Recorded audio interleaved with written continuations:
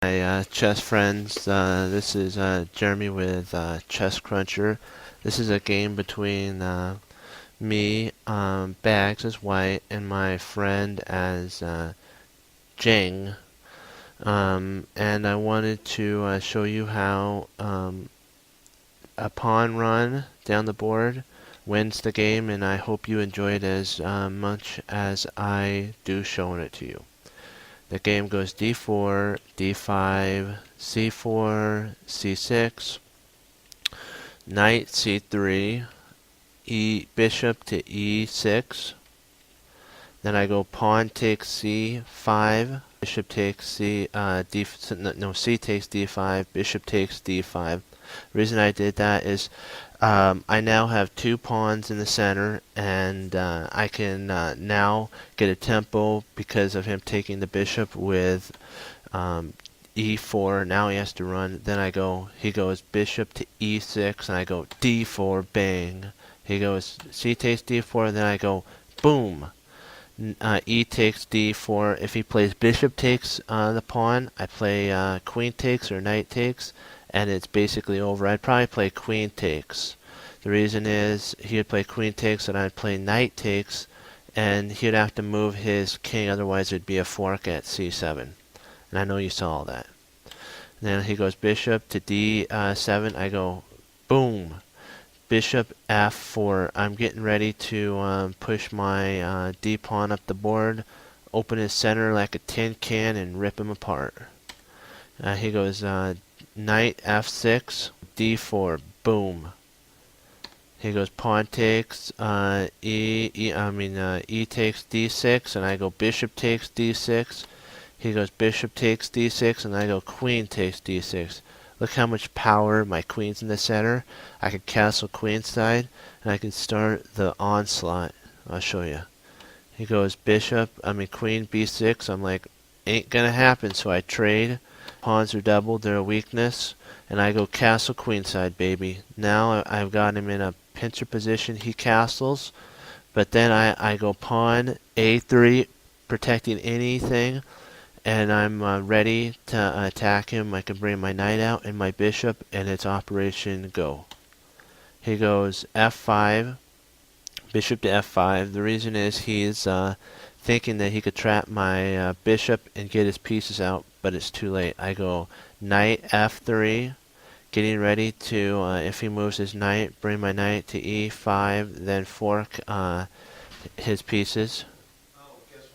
Now I have bishop c4, and he goes a to c8. The reason is he's trying to put pressure, and he's going to move his knight and attack my bishop. He goes bishop b3, and then he goes knight a5, attacking my bishop.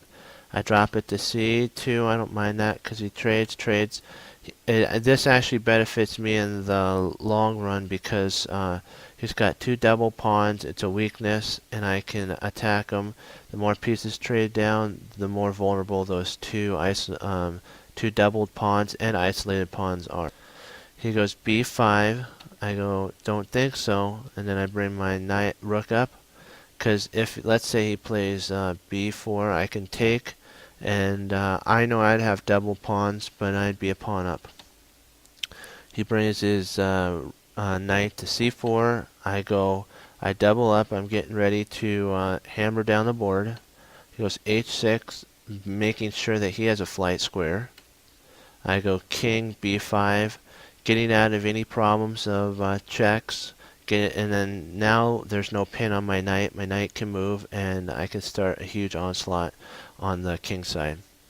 He goes rook f e8. He's trying to come down to the second rank, but he can't because my knight is making it so he can't do that. So I take the pawn because why not? He just left it open. He goes e5. I go, come on, bring it on. I trade. Now I'm up a pawn, and look, I just checked him at d8. The reason is I want him to trade off pieces, and at the end I'll be a pawn ahead in an endgame, a winning endgame for me. He goes king h7. I bring it back, stopping his rook from going to e2. He goes rook f5, trying to take the f2 pawn. Don't think, so I go f3. He goes knight h5, probably he wants to put his knight at f4, attacking my g2 pawn. I go don't think so, and I bring my knight to my rook to d4. He goes f6. I go knight e4. He doesn't want to trade off his knight because he knows remember he's a pawn down. The more pieces that get traded off, the weaker he gets. I go knight d6. The reason is now I'm attacking his rook and his pawn at b7. He moves. I want to trade off pieces. I know I can pop that pawn anytime. He takes. Now he goes f6. I go knight takes f6. Why not? Because I can always bring my knight back to d6 and attack the pawn. It's weak and it's ready to be destroyed. He takes. I bring down. I'm going to go back just for a second. Probably maybe a better move might have been to play d7, d8, and then attack the b7 pawn, maybe. But I played this because I don't want him to get any foothold anywhere. And then I can, if he tries to take my g2 pawn, I can push it to g4. Then I can go h4, and I can open him up, and I'm still a pawn ahead. He goes g5, I go g4. He goes king g7, I go knight d7. Getting ready, I want to bring my king to c4. Reason is I'm going to drop my knight to c5 and attack his knight and pawn. And I do, so he goes he tries to, he checks me at d6 with his knight. I go d5. He goes bishop b6. I go back. I want to trade. He doesn't want to trade. He goes to f7. I go b4. He goes king d7. I go a4. He goes knight d8. I go a5. B takes a5. A takes a5. Yeah.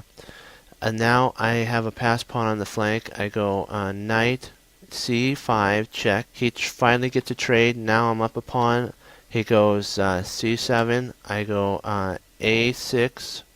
He goes king b8. I go king b6. He goes king a7. No, king a8, sorry. Then I go a7.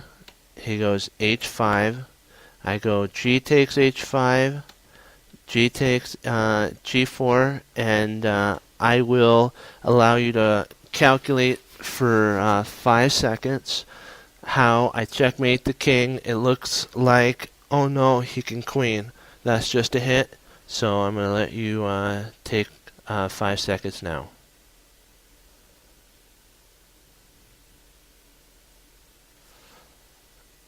Correct. You saw my whole plan. I go h6. He goes g3. h7, g takes h2, then I go queen, bang, checkmate. I know you were thinking, oh no, he's got a queen.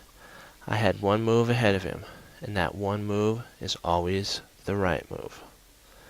And I hope you enjoyed the journey as much as I did sharing it with you. And as always, God bless, and I'll see you next time on Chess Cruncher.